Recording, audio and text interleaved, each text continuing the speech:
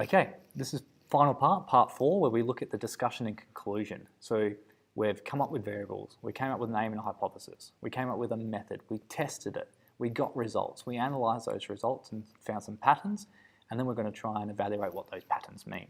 So the first thing we're going to do is we're going to look at, did our data justify the hypothesis that we had? So was it supported or refuted?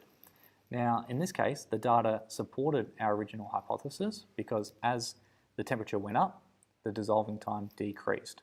And we'll actually use that data and reiterate that data to help support the hypothesis. We don't want our reader having to go back and find that data.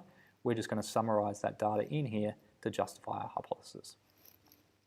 Then the most important step, okay, so this is really important. We now want to go through and look at our data and come up with explanations of why they are connected. So why was the independent and dependent variable connected in the way that it was? Why did increased temperature decrease dissolving time? And that's sometimes the trickiest part because you have to do some research, you have to look at some of the current scientific theories that are there and try and come up with a reasonable logical explanation for your results. Then we go into, okay, given our methodology, were there any weaknesses that stopped us getting reliable results? So were there any errors? So the way that I measured dissolving time, if I was just trying to eyeball it to know when it was completely dissolved, that could introduce a little bit of an error.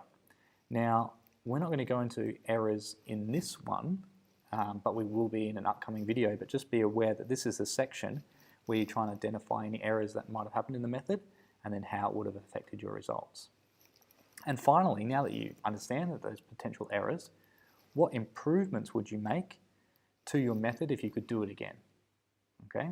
And this part is going to create some of the bulk of your practical report. This is the part where your teacher decides, are you a C student or are you an A+ student?